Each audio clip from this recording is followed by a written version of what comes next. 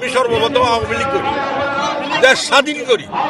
স্বাধীনের পরে আওয়ামী লীগের যেসব কাণ্ড কীর্তন করে দেখছি, তারপর থেকে আমি পাল্টাই জিয়র রহমানের আদর্শের উপরে খাড়াইছি। জিয়র রহমানের যে পরিস্থিতি, যে আদর্শ, ওই আদর্শ তারেক রহমানের কাছে থাকবে ইনশাআল্লাহ। কারণ বাপের আদর্শ, রাষ্ট্রীয় আদর্শ, সব তার কাছে থাকবে ইনশাআল্লাহ।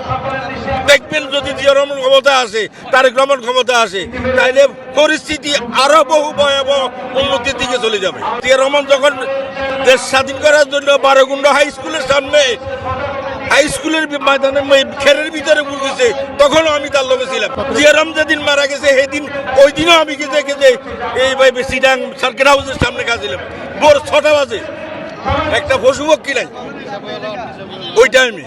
আর কিছু মানুষ আমার বলে যে আপনি এখানে আইসি, আপনার মারিয়ে লাইলে, আমি আর মারিয়ে লাইলে অসুবিধা কি? কোনো অসুবিধা নেই, আমি দেখতে আসছি।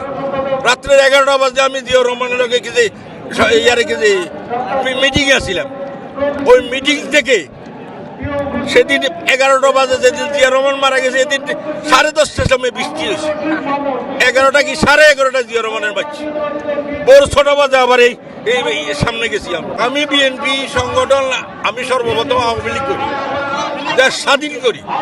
স্বাধীনের পরে আওয়ামী লীগের যেসব কাণ্ড কীর্তন করে দেখছি, তারপর থেকে আমি পাল্টাই জিয়র রহমানের আদর্শের উপরে খাড়াইছি। ইনশাআল্লাহ, ইনশাআল্লাহ দেশ স্বাধীন, ইনশাআল্লাহ দেশের মানুষ ভালো হয়ে যাবে, প্রতিটি মানুষ ভালো হয়ে যাবে ইনশাআল্লাহ। আদর্শ